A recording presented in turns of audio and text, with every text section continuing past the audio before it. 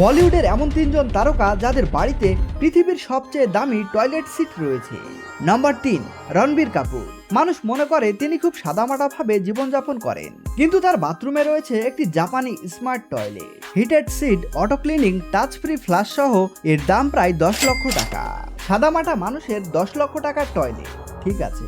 Number 2, Deepika Padukone. Deepika কাউকে তার toilet দেখান না, কারণ তার মুম্বাইয়ের বাড়িতে রয়েছে একটি ইউরোপীয় ওয়াল মাউন্টেড বিলাসবহুল toilet, minimalistic design, noise plus সহ অ্যান্টিব্যাকটেরিয়াল কোটিং সহ এর দাম প্রায় 13 থেকে 14 লক্ষ টাকা।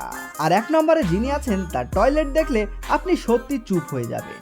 নাম্বার 1, শাহরুখ খান। তার মান্নাতের বাথরুমটি শুধু একটি বাথরুম নয়, এটি একটি এক্সপেরিয়েন্স জোন, স্মার্ট সিরামিক আর এআই সেন্সর দিয়ে তৈরি, সম্পূর্ণ স্বয়ংক্রিয় ঢাকনা, সবকিছু এআই নিয়ন্ত্রণ করে এবং এর দাম প্রায় আনুমানিক 20 থেকে 22 লক্ষ টাকা।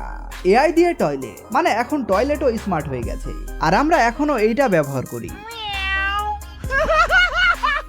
তবে এই তিনজনের টয়লেটের মধ্যে কার টয়লেটে আপনি একবার হলেও যেতে চান অবশ্যই জানাবেন।